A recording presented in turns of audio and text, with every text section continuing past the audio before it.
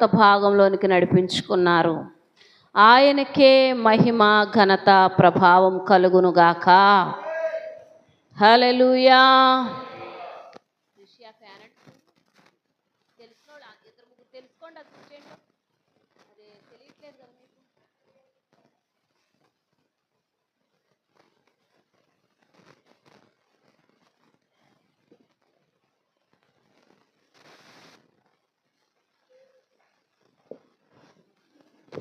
హల్లెలూయా, హల్లెలూయా. యోబు గ్రంథము. ఈరోజు మనం దేవుని గ్రంథంలో నుంచి మరికొన్ని మాటలు మనం నేర్చుకుందాం. యోబు గ్రంథము 12వ అధ్యాయము. యోబు గ్రంథం 12వ అధ్యాయం 8వ మాట చదువుదాం. భూమిని గూర్చి ధ్యానించిన ఎడలా అది నీకు బోధించును, సముద్రములోని చేపలును నీకు దానిని వివరించును. మరలా చదవండి ఆఖరి భాగం. సముద్రములోని చేపలును నీకు దానిని వివరించును.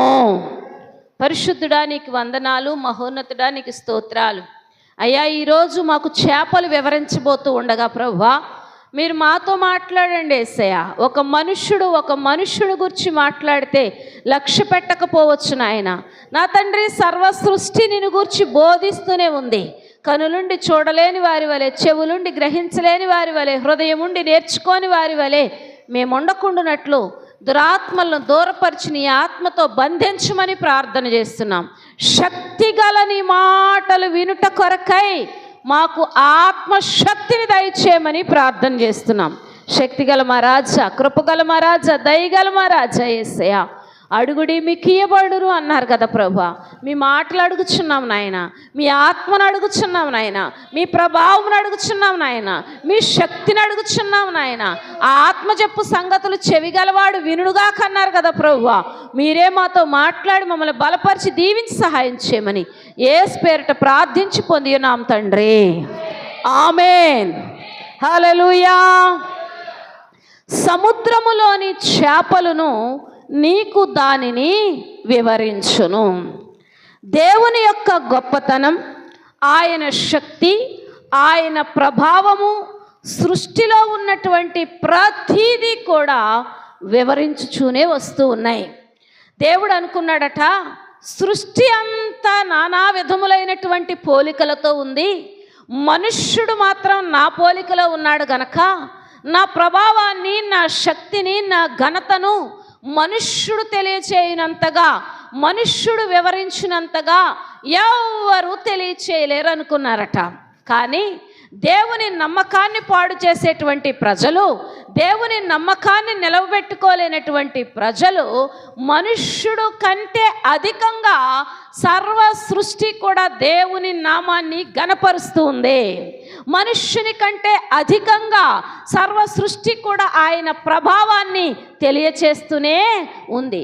ఆనాటి కాలం నుండి ఈనాటి కాలం వరకు కూడా ప్రజలు దేవుని నమ్మకాన్ని పాడు చేస్తూనే ఉన్నారు, దేవుని నమ్మకాన్ని బాధిస్తూనే ఉన్నారు, దేవుని నమ్మకాన్ని పోగొట్టుకుంటూనే ఉన్నారు. అందుకే యోబు కూడా ఆ మనుష్యుణ్ణి అడగండి, ఈ మనుష్యుణ్ణి అడగండి, ఆ భక్తుడిని అడగండి, ఈ భక్తుడిని అడగండి అని అనకుండా సముద్రంలోని చేపలను అడగండి, అవి మీకు వివరిస్తాయి అంటున్నాడు. ఎవరిని అడగమంటున్నాడండి?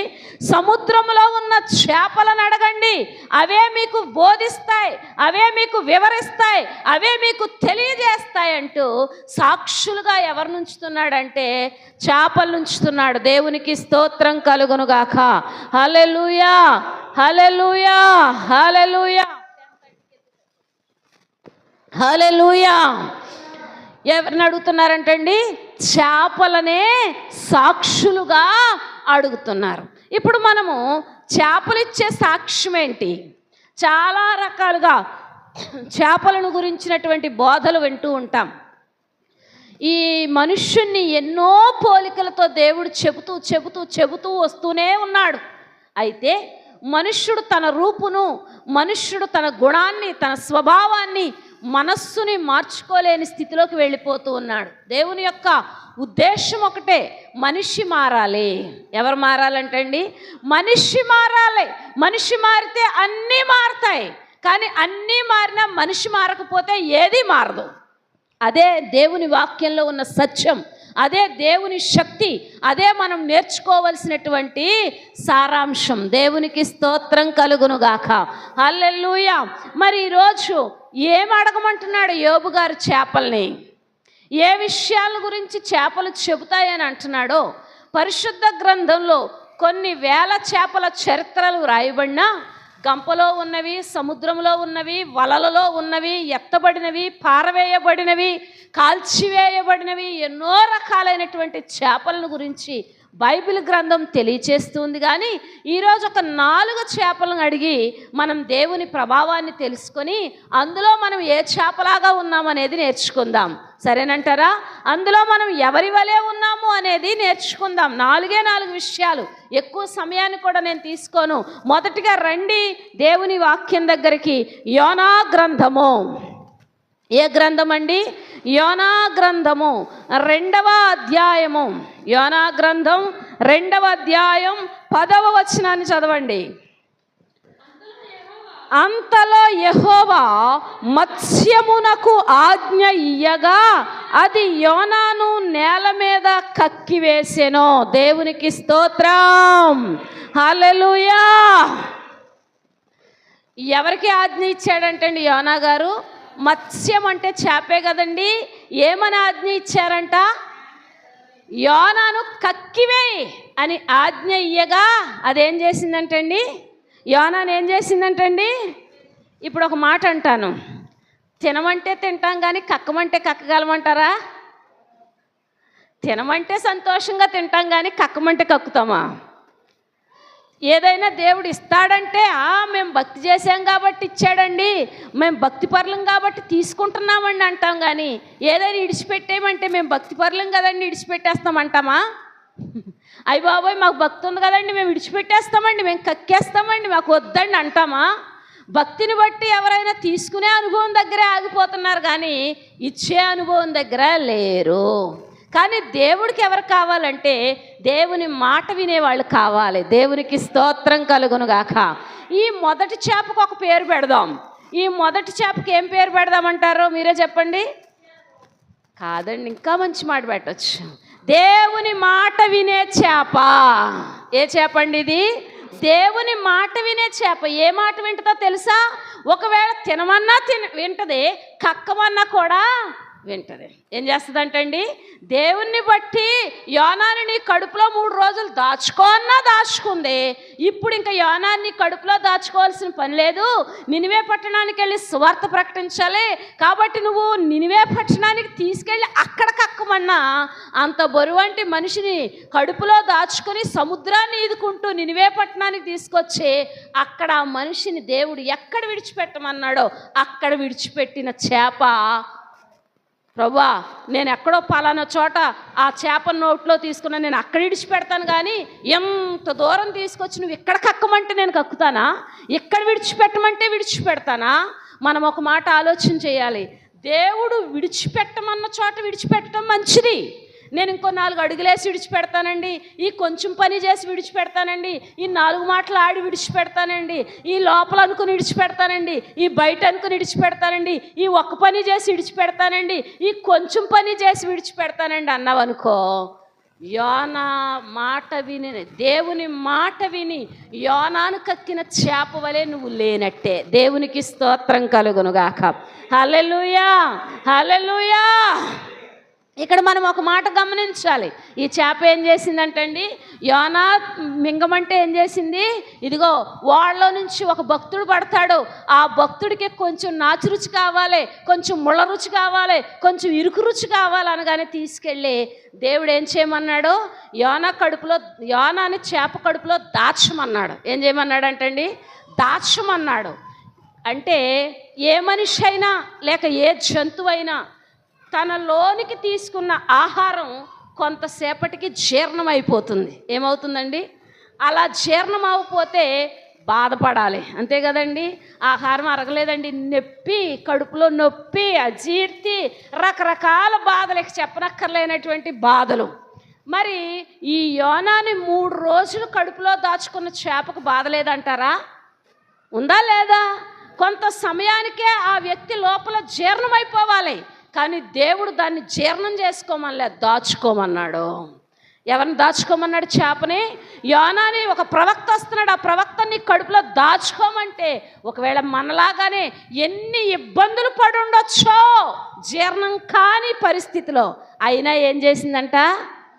కొన్ని మాటలు మనకు జీర్ణం అవ్వవు, కొన్ని పనులు మనకి జీర్ణం అవ్వవు, కొన్ని శోధనలు మనకి జీర్ణం అవ్వవు, కొన్ని శ్రమలు మనకి జీర్ణం అవ్వవు.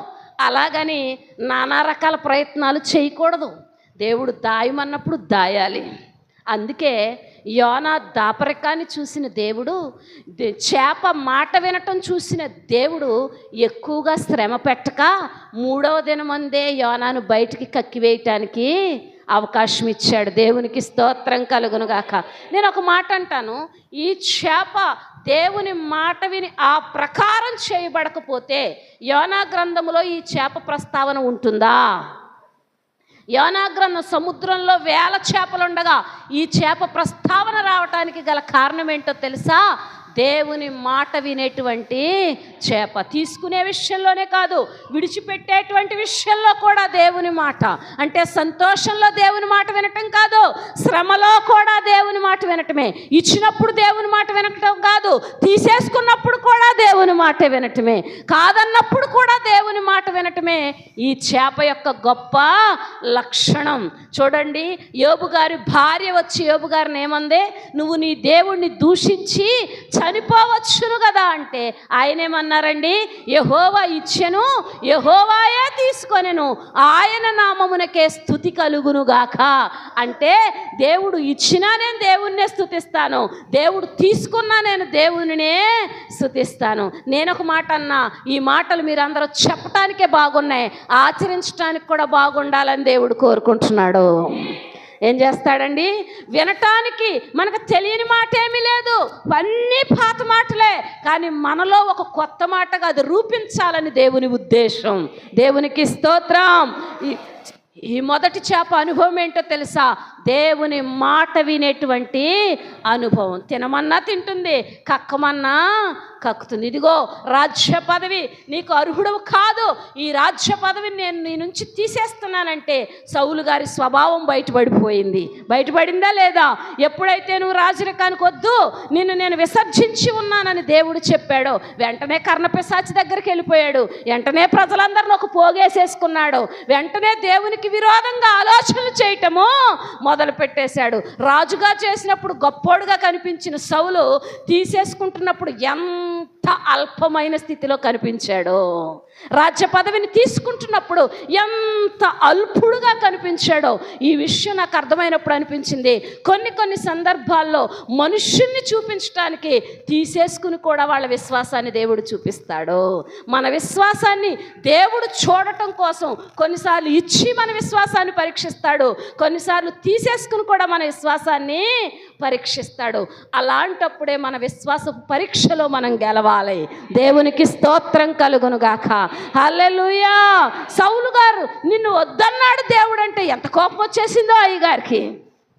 కోపం వచ్చేసి ఏమన్నా దేవుణ్ణి బతిమలాడుకున్నాడా? దేవుని పాదాల దగ్గరికి చేరాడా? పశ్చాత్తాపడ్డా? బాగుపడేవాడికి పశ్చాత్తాపం, ఇంకా చెడిపోయేవాడికి పశ్చాత్తాపం రాదు. బాగుపడాలనుకున్న వాడికి దుఃఖం, పశ్చాత్తాపం, మారు మనస్సు, తగ్గింపు, విధేయత అనుభవాల్లో వారు నడుస్తారు. రాలే వెళ్దాం. ఎన్ని ప్రయత్నాలంటే చచ్చిపోయి సమాధి చేసిన సమూయేల్ని సైతం పైకి తీసుకొచ్చి తన గురించి తెలుసుకోవాలన్న ఆలోచన కలిగిన వాడై కర్ణపిశాచి దగ్గరికి వెళ్ళి నేను ఒకసారి సమూయేలుతో మాట్లాడాలి, పిలవమని అడుగుతున్నాడు. ఎంత భ్రష్టుడైపోయాడో. అప్పటి వరకు ఎలా కనపడ్డాడో? దేవుని మాట వినే సౌలు మహారాజులాగా కనపడ్డాడు. ఎప్పుడైతే సింహాసనం నీది కాదన్నాడో అందరికంటే అల్పుడుగా కనబడుతున్నాడు. ఒకవేళ నీ విశ్వాసానికి అలాంటి పరీక్ష వస్తే, ఒకవేళ నీ విశ్వాసం అలాంటి పరీక్షకు నిలిస్తే, నువ్వు కాలిపోయే గడ్డిలాగా ఉంటావా, కాలిపోయే కర్రలాగా ఉంటావా, నిలబడే బంగారంలాగా ఉంటావా, నిలబడే వజ్రంలాగా ఉంటావా, నిలబడే వెలగల రాయి వలె ఉంటావా? దావీదుకి రాజుగా ఉంటావని మాట ఇచ్చిన తర్వాత ఇంచుమించు 13 ఏండ్లు పైబడి అరణ్యవాసం చేస్తే, రాజును చేస్తానని అరణ్యంలో ఉంచావేంటని అడగలేదు దావీదు. రాజును చేస్తానని గుహలో పెట్టావేంటని అడగలేదు దావీదు. రాజును చేస్తానని ఆహారం లేకుండా చేసావేంటని అడగలేదు దావీదు. అందును బట్టే రాజు అయ్యాడు. దేవునికి స్తోత్రం. అందును బట్టే రాజు అయ్యాడు. ఈ చేప ఏం చేపండి? దేవుని మాట వినే చేప. ఏ విషయంలో వినాలి?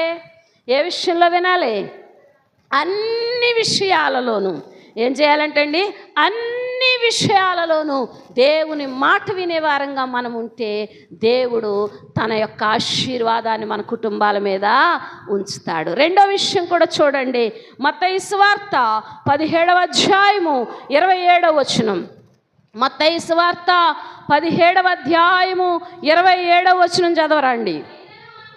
అయినను మనము వారికి అభ్యంతరము కలగచేయకుండునట్లు నీవు సముద్రమునకు పోయి గాలము వేసి మొదట పైకి వచ్చు చేపను పట్టుకొని దాని నోరు తెరచిన ఎడల 1 షెకెలు దొరుకును.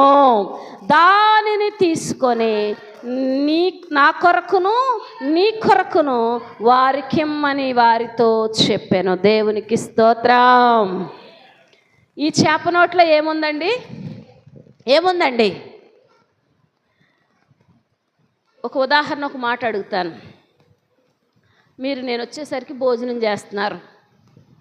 పాస్టమ్ గారు వచ్చారు కదా, గబగబా అని నోటి నిండా ముద్ద పెట్టుకుని వచ్చి ముందు నుంచున్నారు. నేను మీకోసం ఏదో తీసుకొచ్చి నోరు తెరవమ్మ ఇందులో పెడతానన్నారు. ఏమవుద్ది?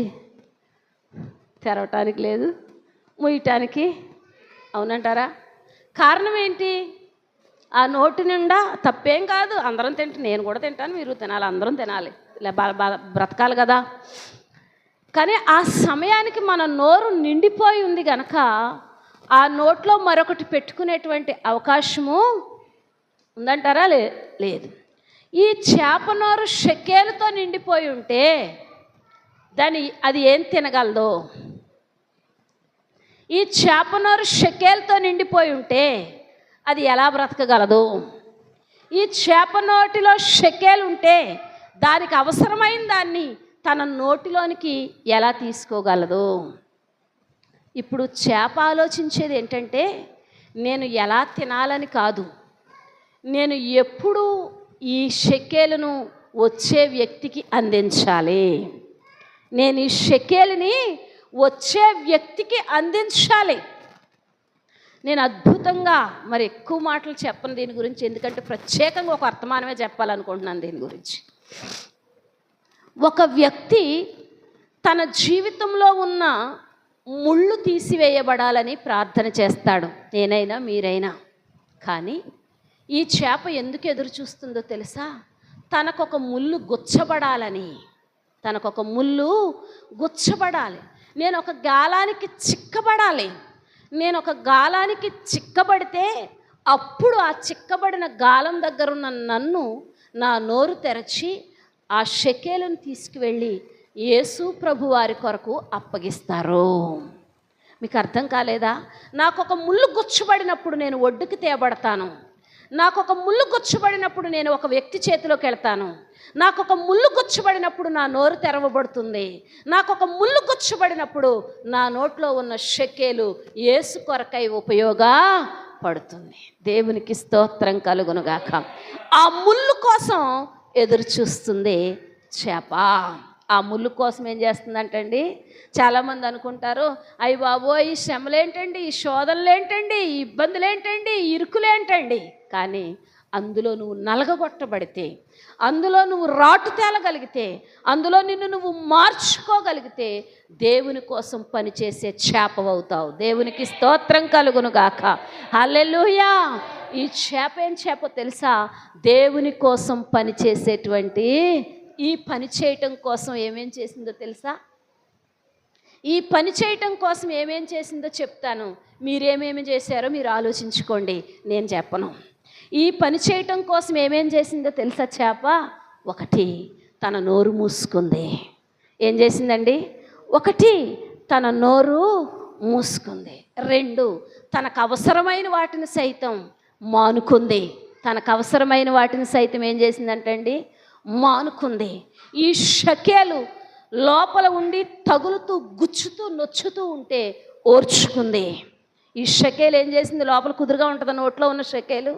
షకేల్ అంటే అది కాయిన్ ఎలా ఉంటుంది? కాయిన్ కడుపులో ఉంటే ఏమవుద్ది? పేగులను కోసేస్తుంది, గొంతును కోసే, ఇవన్నీ మనకు తెలిసిన విషయాలే. నోట్లో ఉన్న షకేలు బాధ పెడుతూ ఉంటే ఏం చేసిందంటండి? ఓర్చుకుంది. ఏం చేసిందండి? ఓర్చుకుంది. 4వ విషయం ఏంటో తెలుసా? తనకి గాలం త్వరగా గుచ్చుకొని తాను దేవుని పని చేయటం కోసం తాను నలుగుగొట్టుకోవటానికి ఇష్టపడింది. ఏం చేయటానికి ఇష్టపడిందండి? ఎన్ని గుచ్చుతున్నా బాబో, ఈ షకేలు కనుక ఆ చేప నోట్లో చూసేసింది అనుకోండి, గుచ్చుకుంటుందా ముళ్ళు? షకేల్ నోట్లో చూసేస్తే చాలు కదా, ముళ్ళు గుచ్చుకోదు కదా. కానీ ఆమె కాడు వదిలేయటానికి ఇష్టపడలే. 1 ముళ్ళు కాదయ్యా, ఎన్ని ముళ్ళు గుచ్చుకున్నా పర్వాలేదు, కానీ ఈ కాడి మాత్రం నేను ఇప్పుడు మన ముళ్ళు కాదండి, మాటే కాడు వదిలేసేలా చేస్తుంది. మాటే కాడు వదిలేసేలా చేస్తుంది. భారమే కాడు వదిలేసే చిన్న విషయానికే దేవుని కాడి మనం ఎన్నిసార్లు వదిలేస్తున్నామో మీరు ఆలోచించాలి. ఈ యొక్క భారం అంతటిని కూడా సంతోషంగా చేయటానికి ఇష్టపడిందంటండి చేప. దేవునికి స్తోత్రం. నాకు ఈ చేపలో నాకు ఎవరు కనిపించారో చెప్పమంటారా? ఈ చేపలో సిలువ వేయబడిన యేసు కనిపిస్తున్నాడు. కాదంటారా? ఈ చేపలో సిలువ వేయబడిన యేసు యెరూషలేము వీధుల గుండా తిరుగుతూ ఉంటే ఆయన ఒకవేళ ఈ వీధి చివరి నుంచి మానేస్తాడేమో, ఈ వీధి చివర మానేస్తాడేమో, ఈ వీధి చివర సిలువను పడేస్తాడేమో, ఈ వీధి చివర సిలువను వదిలి పారిపోతాడేమోనని యూదులు, శాస్త్రులు, పరిసయ్యులు, సద్దూకయ్యులు అందరూ ఏకమై చూస్తున్నారు. ఎక్కడ సిలువ కాడి నిడిచిపెడతాడో యేసయ్య అని. కానీ యేసయ్య మాత్రం తనను గొచ్చబోయే మేకుల కోసం ఎదురు చూస్తున్నాడు. యేసయ్య మాత్రం తాను పొందబోయే గాయాల కోసం సిద్ధపరచుకుంటున్నాడు. యేసయ్య మాత్రం 3 మేకలతో తాను బంధించబడితే, 3 మేకల మధ్యన తాను బంధించబడితే ప్రజలకు ఎలాంటి సిద్ధపాటు కలుగుతుందోనని ఎదురు చూస్తున్నాడు. 3 మేకలు తనను బంధిస్తే తన బిడ్డలకు, తన ప్రజలకు ఎలాంటి రక్షణ కలగబోతుందో ఆలోచిస్తూ ఉన్నాడు. నీకు ఎప్పుడైనా అలాంటి ఆలోచన కలిగిందా? నేను ఈ మాట చేత బంధించబడితే, నేను ఈ నొప్పి చేత బంధించబడితే, నా నోరు మూసుకుంటే, నేను ఓర్చుకుంటే, నేను తగ్గించుకుంటే, నేను మా దేవుని పని చేయగలిగితే నా ద్వారా ఇంకో కుటుంబం రక్షించబడుతుంది, నా ద్వారా ఇరుగు పొరుగు వారు రక్షించబడతారు, నా ద్వారా నా ఊరు రక్షించబడుతుంది, నా ద్వారా నా కుటుంబం రక్షించబడుతుందన్న ఆలోచన కలిగిన వారే ఈ చేప స్వభావం కలిగినటువంటి వారు. ఉందా అండి మనకు ఆలోచన? మనము ఏ చేపలో ఉంటాం? మాట వినే చేపలో ఉన్నామా? దేవుని పని చేసే చేపలో ఉన్నామా? ఏం చేసిందంటండి? ఆహారం లేకపోతే ఒక్కరోజు ఉండలేం మనం. అది ఎన్ని దినాలు ఉందో తెలియదు. అయినా నోరు తెరవలేదు. కారణం ఏంటో తెలుసా? నోరు తెరిస్తే షకేలు పడిపోద్ది. మరలా యేసయ్య కోసం అక్కడ ఒక రుణాన్ని కట్టవలసింది, ఒక పన్ను కట్టవలసింది. ఆ పన్ను కట్టే బాధ్యతను నేను పోగొట్టుకుంటాను. దేవుని కోసం ₹1 ఇచ్చే భాగ్యాన్ని నేను పోగొట్టుకుంటాను. దేవుని కోసం ఇదిగో ఈ చేపేరా షకేలు దాచిన చేప, ఈ చేపేరా దేవుని కోసం నోరు మూసుకున్న చేప, ఈ చేపేరా దేవుని కోసం ఓర్చుకున్న చేప, ఈ చేపేరా దేవుని నిమిత్తం తాను గుచ్చుకున్న చేప అనే మాటను నేను పోగొట్టుకుంటానని సముద్రంలో దాన్ని బలపరచడానికి ఎవరు లేరు, సముద్రంలో నడిపించడానికి ఎవరు లేరు, సముద్రంలో హెచ్చరించడానికి ఎవరు లేరు. కానీ తనకు తానుగా సిలువదారుడైన యేసు వలె నిలబడి ఒడ్డున గాలం కోసం ఎదురు చూస్తుంది చేప. గాలానికి దూరం అయిపోయే స్వభావం మనది. గాలం కోసం ఎదురు చూసే చేప. ఎందుకంటే నేను దేవుని పని ఏం చేయాలండి? నేను దేవుని పని చేయాలి. నేను అనుకుంటాను, ప్రభా నాతో పాటు నిలబడగలిగే వారిని నాకు దయచేయి. నేను బలమైన ప్రార్థన చేస్తున్నాను. నాతో పాటు పరిగెత్తగలిగే వారిని నాకు దయచేయి. నాతో పాటు దేవుని పని చేయగలిగిన వారిని నాకు దయచేయి. దేవునికి స్తోత్రం కలుగునుగాక. హల్లెలూయా, హల్లెలూయా. మీలో ఎవరు అలాగ ఉండాలనుకుంటున్నారు? మీరు అలా ఎవరు నిలబడాలనుకుంటున్నారు? మీరు ఎలా ఎవరు పరిగెత్తగలనని అనుకుంటున్నారు? మీరు అలా ఎవరైతే నేను దేవుని పని చేయాలనుకుంటున్నారో ఈరోజు ఒక చిన్న ప్రార్థన చేసుకోండి. దేవుడు తప్పకుండా సహాయం చేస్తారు. దేవునికి స్తోత్రం కలుగునుగాక. హల్లెలూయా, హల్లెలూయా. ఏం చేపండి? చేప దేవుని పని చేయటానికి ఏమేం చేసింది? ఇప్పుడు మీరు చెప్పండి, ఏం చేసింది ఆ చేప? చెప్పండి, ఏం చేసింది చెప్పాలి. నోరు మూసుకుంది. రెండోది ఏం చేసిందట? ఏం చేసింది? తనకు అవసరమైనటువంటి వాటిని మానుకుంది. అంటే తినడం కూడా మానుకుంది. మూడోది ఏం చేసిందట? ఓర్చుకుంది. నాలుగోది ఏం చేసిందట? తన్ను తాను గాయపరుచుకుంది. ఐదోది ఏంటంట? ఈ పనంతా కూడా సంతోషంగా గాలం కోసం ఎదురు చూస్తుంది. ఎలా ఎదురు చూస్తుందంట? సంతోషంగా. దేవునికి స్తోత్రం కలుగునుగాక.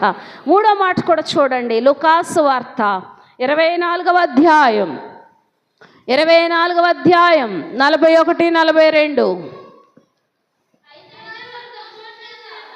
అయితే వారు సంతోషము చేత ఇంకనూ నమ్మక ఆశ్చర్యపడుచుండగా ఆయన, ఇక్కడ మీ యొద్ద ఏమైనా ఆహారము కలదా అని వారిని అడిగాను. వారు కాల్చిన చేప ముక్కను ఆయనకి ఇచ్చిరి. ఆయన దానిని తీసుకొని వారి ఎదుట భుజించెను. ఇందాక ఆ విషయాన్ని మరొక్క మాట మర్చిపోయాను. ఒక్క మాటే. ఇందాక మత్తయి సువార్త 17వ అధ్యాయం దగ్గరికి రండి. ఇక్కడికి వచ్చేద్దాం మరలా వెంటనే. 17వ అధ్యాయంలో 27వ వచనంలో ఆఖరి మాట నేను చదువుతున్నాను, వినండి. దానిని తీసుకొని నా కొరకును నీ కొరకును వారికి ఇమ్మని అతనితో. ఇలా చేయటం ఎవరికి ఆశీర్వాదం? ఇలా చేయటం ఎవరికి దీవెన? ఇలా బ్రతకటం ఎవరికి ఆశీర్వాదం? మనం నలగొట్టబడితే ఆయన పని జరిగితే ఆయనకేనా, మనకేంటి అనుకునేవాళ్ళు లేరు అనుకుంటున్నారా? ఉన్నారు. దేవుడి కోసమైతే మాత్రమండి ఎన్ని పడతామండి అనేవాళ్ళు లేరు అనుకుంటున్నారా? చాలామంది. అయితే అది ఎవరి కోసం అని రాయబడిందంటే నా కొరకును వారి కొరకును. అంటే ఈ చేప లక్షణం దేవునికి మంచిదే, మనిషికి కూడా దీవెనకరం. దేవునికి స్తోత్రం కలుగునుగాక. హల్లెలూయా. ఇప్పుడు ఇందాక చదువుకున్న వచనం, పిల్లలారా అని వచ్చాడు ఆయన. చాలామంది ఆయన గుర్తుపట్టలే. చాలామంది ఏం చేయలేదండి? గుర్తుపట్టలే. కొందరేమో గుర్తుపట్టి చాలా సంతోషిస్తున్నారు, ఆశ్చర్యపోయారు. సమాధిలో బట్ట చుట్టేటప్పుడు మనం అక్కడే ఉన్నాం. సిలువ మీద నుంచి దింపేటప్పుడు మనం అక్కడే ఉన్నాం. సుగంధ ద్రవ్యాలు పూసి ఆ యొక్క అరిమతయ యోసేపు తొలిపించుకున్న కొత్త సమాధిలో పెట్టేటప్పుడు కూడా అక్కడే, సమాధి మీద పెద్ద రాయిని పొర్లించేటప్పుడు కూడా అక్కడే. మళ్ళా ఈయన ఎలా బతికొచ్చేసాడు? నాకు అప్పుడు అనిపించింది, వెర్రోళ్ళు కాదా వీళ్ళ శిష్యులు? లేకపోతే అపవాది వారి మనోనేత్రాలను ముయ్యటం కాదా? లేకపోతే ఆయన మాట చేత చచ్చిపోయిన లాజరు బ్రతికితే, ఆయన మాట చేత యాయిరు కుమార్తె బ్రతికితే, ఆయన మాట చేత నాయీను విధవరాలు కుమారుడే బ్రతికితే, ఇతరులనే చనిపోతే బ్రతికించగలిగిన వాడు చనిపోతే లేవడా? చచ్చిపోయి బ్రతకడా? బ్రతకగలడా లేదా తమ్ముడా? ఇప్పుడు నేను ఇదిగో ఇది లెగదీసి మీకు ఇచ్చిన తర్వాత అది లేపే శక్తి నా దగ్గర ఉందంటే నేను లేవగలనే కదా. అదే కదా అర్థం. ఈ శిష్యులు అవి మర్చిపోయారు. ఎప్పుడైనా అపవాది మనలో కలిగించే మొదటిది అదేంటో తెలుసా? దేవుని ప్రభావాన్ని, దేవుని శక్తిని, దేవుని ఆజ్ఞను నువ్వు మర్చిపోయేలా చేస్తుందంటండి. అదే ఆయుధం. ఏం చేస్తుంది? నువ్వు దేవుని శక్తిని, ప్రభావాన్ని మర్చిపోయేలాగా అలాగే చేసింది. ఎప్పుడైతే వీళ్ళు సిలువకు కొంచెం దూరం అయ్యారో, ఎప్పుడైతే యేసు ప్రభుకి దూరమై చెల్లాచెదురయ్యారో, ప్రభువుని, ప్రభు శక్తిని, ప్రభు కార్యాలను కూడా మర్చిపోయేలా చేసింది అపవాది. అందుకే ప్రతి వ్యక్తికి సహవాసం ఉండాలి. అందుకే ప్రతి వ్యక్తికి ఉండాలి, సంఘం ఉండాలి, సహవాసం ఉండాలి. అది దైవత్వం కలిగిందై ఉండాలి, దేవుని ఆజ్ఞలకు కట్టుబడేదై ఉండాలి, దేవుని విధేయతకు లోబడేదై ఉండాలి. ఉండాలి, దేవుని ప్రేమను పంచేదై ఉండాలి, దేవుని ఆజ్ఞలను గైకొనేదై ఉండాలి, దేవుని గద్దింపును స్వీకరించేదై. అలాంటి సహవాసాన్ని ఎవరు వదులుకోరు. అలాంటి సహవాసంలోనే ఎదగగలం, అలాంటి సహవాసంలోనే దీవించబడగలం. దేవునికి స్తోత్రం కలుగునుగాక. ఇక్కడ ఎప్పుడైతే వీళ్ళు యేసు ప్రభుకి దూరం అయిపోయారో ఆయన కార్యాలన్నీ మర్చిపోయేలా చేసింది. మరి వాళ్ళ కళ్ళ ముందే కదండి యేసు ప్రభు అన్నీ చేశారు. శిష్యులతో కలిసి